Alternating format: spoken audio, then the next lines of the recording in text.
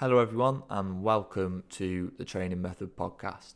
Today, I'm going to talk about fat loss. Now, it's coming up to summer, and people are looking to get into shape by starting a diet and start training, but they're not quite sure how to go about it. So, I just wanted to cover a few ways that you can sustainably lose weight and then maintain it in the future. Now, the number one reason is obviously to look better. People want to lose fat so they can look better and feel more confident in the mirror or when they go on holiday this summer. And that's good. That's fair enough. If it's going to boost your confidence, then absolutely go for it.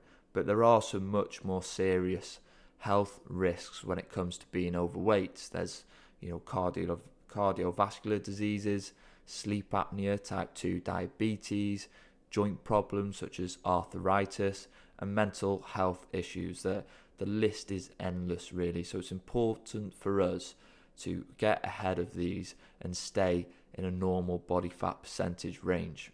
However, it usually takes a real health scare for people to start losing weight. It takes someone to be diagnosed with type 2 diabetes.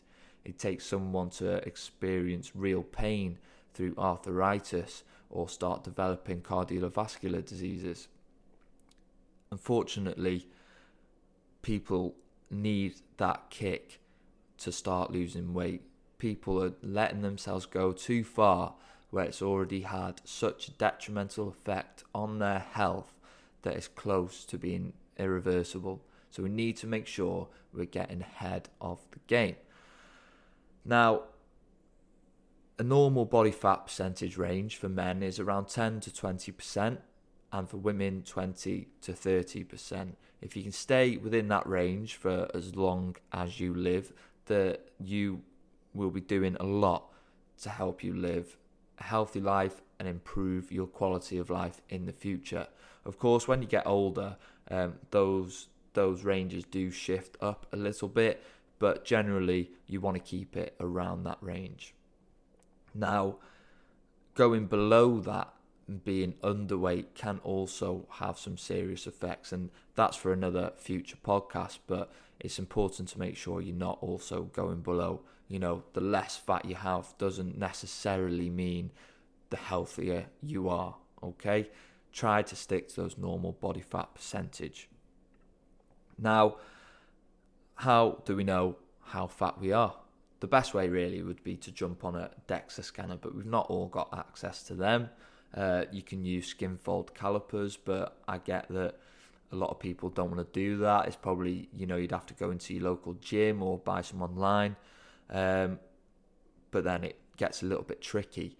But you can, like I've mentioned before, get some scales off Amazon or something for like £20, where it reads your body composition, and it might not be the most accurate things, but if you do it in the morning before you've ate, as soon as you're woken up, and you measure it on that day at the same time each week, then you'll get a good pointer of whether you're going in the right direction and around your body fat percentage. Okay, it'll be pretty close enough for you to know whether you are overweight, underweight, or within the healthy range. Another way people like to do is progress pictures. Now, this can show that you're moving in the right direction and show you whether you are happy with how you look. But getting an actual objective, quantifiable number is really helpful when it comes to knowing whether you are in the healthy range of body fat percentage. So how do we get there? We need to be in a calorie deficit. Now, I'm sure you're probably tired of everybody banging on about this. And the reason everyone's banging on about it is because it is true, okay? You need to be burning more calories than you are consuming. That'll lead to you using that stored fat as energy. Now, the calories we burn in a day is broken down into about four sections, really. The biggest chunk of calories burned in the day is from your resting metabolic rate, also known as your basal metabolic rate. And this is basically the calories burnt to keep you alive. If you sat on the sofa and did nothing all day, you'd still burn these calories. Okay, it's just keeping you alive, and that's our biggest chunk. Okay, the next biggest is from our NEAT. So it's that's basically our non-exercise activity. So that's walking to the shop, it's cleaning, it's doing some work, it's all of that stuff that's not planned exercise. You haven't planned to go to the gym and work out. And then we've got the thermic effect of food, which is basically us digesting our food. And you've got actual exercise where you've planned to go and work out. Okay, a lot of the time when it comes to working out, people look, they set their watch up and then see how many calories they burn, and they're gone, oh God, looks like I've only just burnt a Yorkie, and that's why it's come out recently that a lot of people are saying that exercise isn't the best way to lose fat. But the way I see it is every little helps. If you can burn 100 to 200 calories in a workout, that's fine, do that, because you only need about a calorie deficit of 500 calories per day to lose about a pound to 2 pounds a week. Okay, so make sure, if you do have a chance to go and exercise, if you can do that a few times a week, you are giving yourself a couple of 100 calories head start on that day.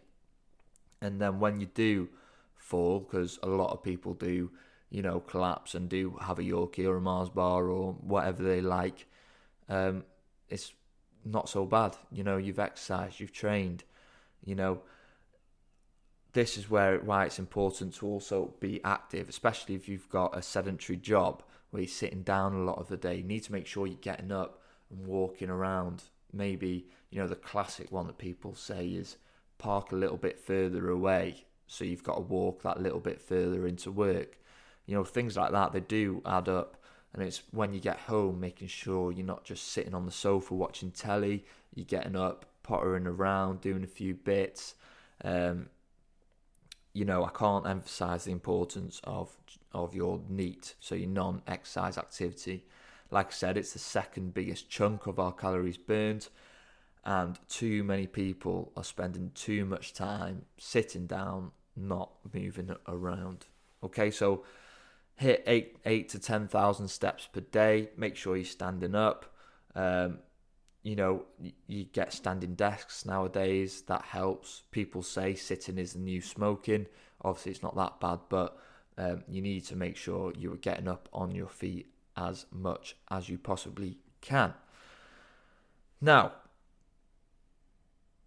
a few helpful tips that I find really helpful that work for me when I want to lose fat are meal prep. So a biggest problem that a lot of people have is convenience food. So when they are going to work or they're out and about for the day, they need some food at lunchtime. They need it quick, and usually these options are unhealthy and full of empty calories. Now, making meal prep is basically making your convenience food healthy. Okay, so on a Sunday and a Wednesday or something like that, you can batch cook a load of healthy stuff, put them in some containers and whack them in the fridge. And then when you're going out for the day, take one with you. Then around lunchtime, you've got a convenient, healthy meal. Not only do you save calories, but you save money as well.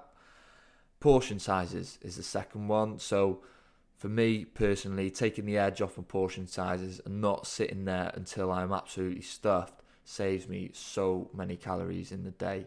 A lot of the time, this is like the only one that I'll go to consistently when wanting to lose fat. Is an absolute staple of mine. How much you usually put on a plate, just reduce it down a little bit. Then over the course of so many meals, you have saved so many calories.